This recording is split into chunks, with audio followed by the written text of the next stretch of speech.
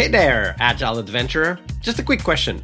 What if, for the price of a fancy coffee or half a pizza, you could unlock over 700 hours of the best Agile content on the planet? That's audio, video, e-courses, books, presentations, all that you can think of.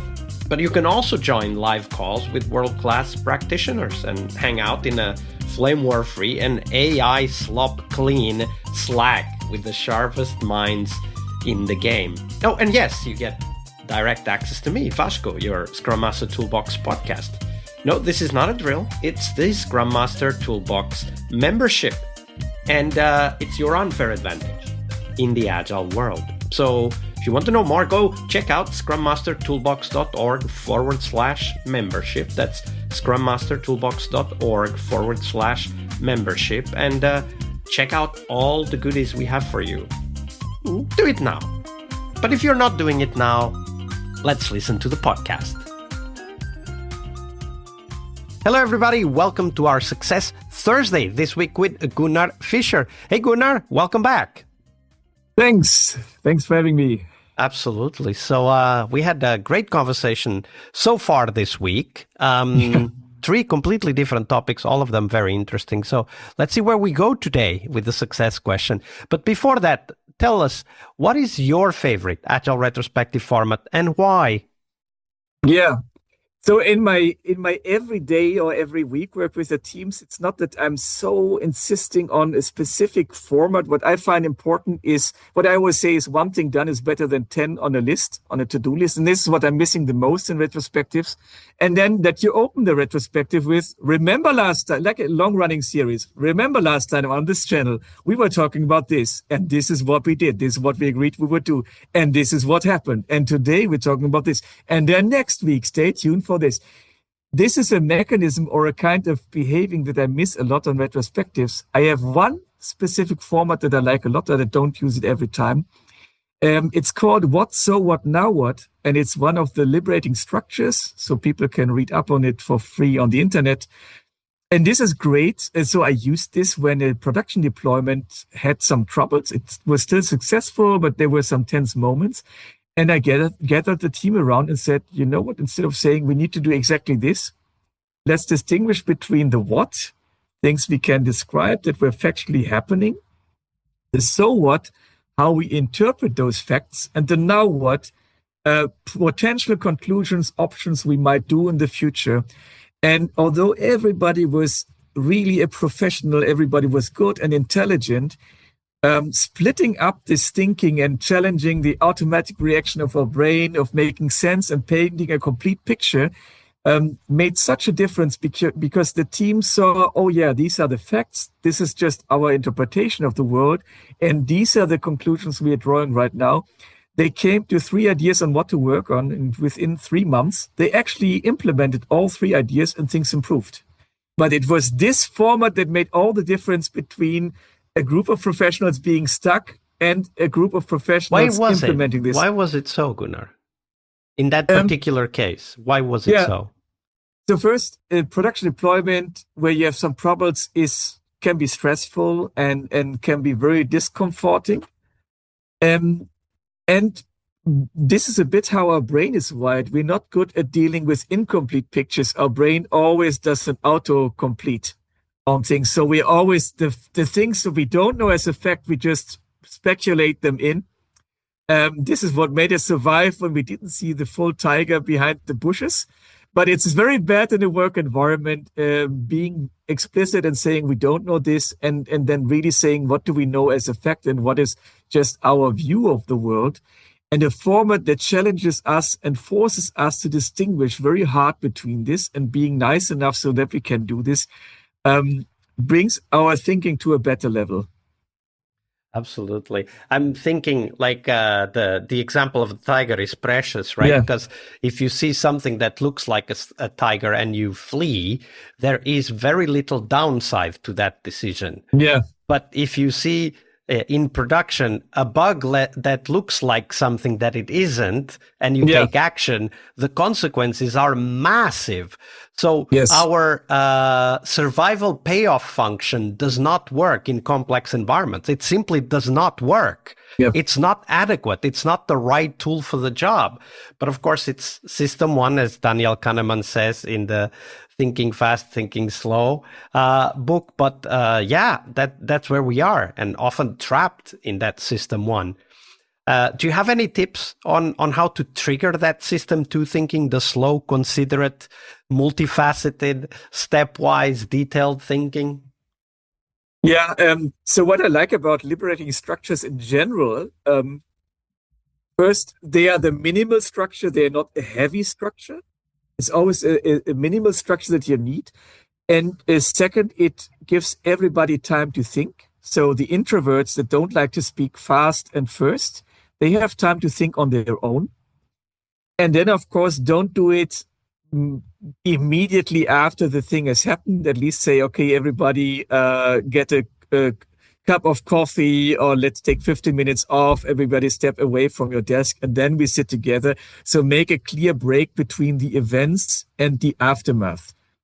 Also do it a bit on time. Don't wait for 2 months for it, and be really explicit, almost mechanically say, okay, thanks that you are all here, and it's really great that you take the time. So people need to look like winners when they are going into a difficult retrospective. And after that, honor their time by really following up. And it's not you as a Scrum Master, you need to do all the work. But if nobody else does it, you need to be the reminder of bringing it up, maybe even the daily work. And the more you can do it, the better it is. Absolutely. Okay, that was the retro question. As you can see, a lot of topics came out of that.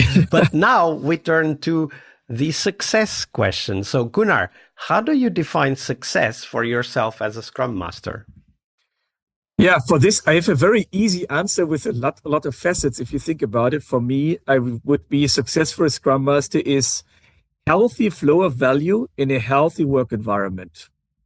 And if you think about it, you immediately see how difficult it is to achieve all of this. The work environment is a bit like an ecosystem. Yes, it doesn't have tigers, but there are a lot of different layers and a lot of factors where something can go wrong. And we need to find how do we recreate a balance or a healthy balance. Okay, so how do you measure that? Yeah, and here it begins. So you can start at the team level. You could say, okay, do we reach our goals most of the time? If you reach them all the time, it's actually not so good, because it would mean we played maybe too safe, or we're not allowed to fail, or we're not stretching enough. Then you might look at, okay, who's our customer, who's our client, for whom are we doing this work, and how successful are they? And how does our work contribute to their success? So you immediately have somebody outside of the team whose perspective you need to take into account, but also not only into account. It can be that you just cannot do everything your customer wants, or you might say, it will be good for you as a customer, we can do it as a team, but it will not be good for the financials of the company. It might be a plus, but it's not what we want or what we wish to do, what we want to support on the longer term. So then you have suddenly the company perspective in. The broader perspective, the financials, maybe the things that are only moving slowly, but that will have an impact at the end of the day. And finally, you might also drill down to the individual perspective.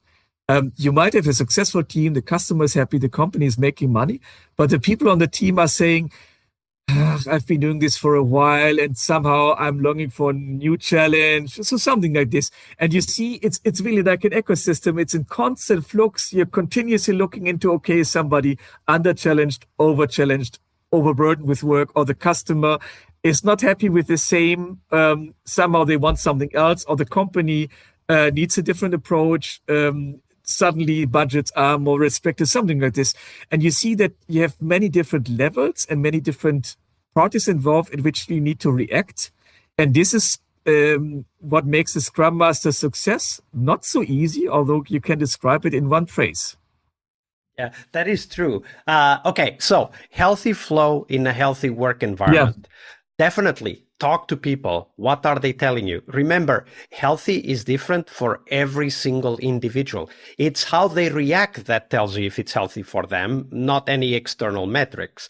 Okay, great. So that's easy. But what does healthy flow mean? Are you also referring to the people who are, easy when I explain it. Of course, it's hard to collect the evidence. Yeah. But when you talk about healthy flow, how do you look into that? Are you looking at like cycle time, lead time, work in progress limits? What are you looking at when you're trying to assess healthy flow? Yeah, I must say I'm a big fan of flow metrics as described in the Kanban guide. So I really like those four, like cycle time, throughput, work item age, work in progress. And the trick is, of course, you need to understand the concepts before you can act on them. But when you act on them, you will find out very soon, oh, wait a moment. We might own only a part of the whole flow to the customer. This is what we might control immediately. But before you can make any suggestion for improvement, you should at least own your own part successfully. And you should show we know what we are up to and we can make decisions based on that. So that's one, get some useful metrics that have a definition that are understandable and show how are you making decisions based on them. Because you might say, we will not work on less things. We keep our work in progress as it is right now. We don't think that this is an improvement, so make a decision on it. And also, and that's again what makes it very tricky, as maybe your environment is not safe enough to bring any problems. That's also something you need to bring up. So maybe the team needs to aim at 100% and everything fulfilled. And then also, let's say, you will not always find agreement. Your team might say this is the best we can do. Your management might say, oh, we think you can do better. Or the customer might say, I was expecting something else. You need to be able to deal with disappointment and saying no. Otherwise, you cannot sustain a healthy environment if you always say yes. Absolutely. And it might also be how often do we disagree to our customer, to our management? How often do we say to an individual, we cannot do this right now, or maybe this is something we cannot do in this team? So it's actually I would say the level of healthy and constructive disagreement. It sounds very fluffy or like a hippie factor, but it is a very important factor for a good workplace. Yeah, absolutely. Okay. I would add to that when it comes to healthy flow, even if we don't know what it is, we definitely want to be looking at average age of work in progress, which is the kind of a leading indicator for cycle time, right? And then cycle time for sure, and then size of backlog. One very easy thing to look at is the larger the backlog, the higher the pressure will be, because we can count every item on the backlog as a promise that has been given. And that's why it's so important to say no, just as you described, because if we know we're not going to touch it for another 6 months, we should be saying no, because the value of that promise will decrease very rapidly with time. It's like software is like milk, right? Like if you make a promise today and you don't deliver it, every day that goes by makes it unlikely it will ever be useful, not to mention that it might create a lot of changes when it finally comes into the top of the backlog. So size of the backlog would be also something I would be looking at. What do you think of those metrics, Gunnar? Yeah, I think especially nowadays, I think that we need to get out of the big backlogs are great or look how busy we are. We should be very critical. Backlogs are great if we treat them like these are options, these are potential ideas we might be working on, but until we say we will do it, it's not a promise. It can also be an indicator of the organization that treats tickets like promises. I think work item age is how long has this been started but not done is very good, because it's like how long has this milk bottle been in the fridge?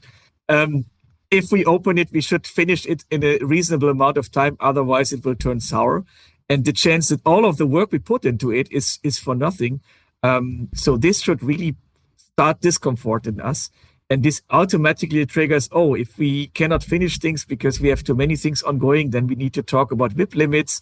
But also, one thing often forgotten is it's not about how long does it take us to finish something, but does finishing mean we get feedback on our work? And maybe we also look into, does the customer say it's great, but does the customer actually use it? Can we track that? Because it might be that somebody says, this is so important, and we do it, and then nothing gets done. I've seen it was basically motivation breaking for me, seeing that something that was seemingly so important was then never used in practice. And I thought, okay, please don't bother me again with something very important. So, and maybe we get new options out of this usage that are more important than any other option we already had on our list. So it's a really tricky thing getting flow right. This is why we should start immediately looking into it.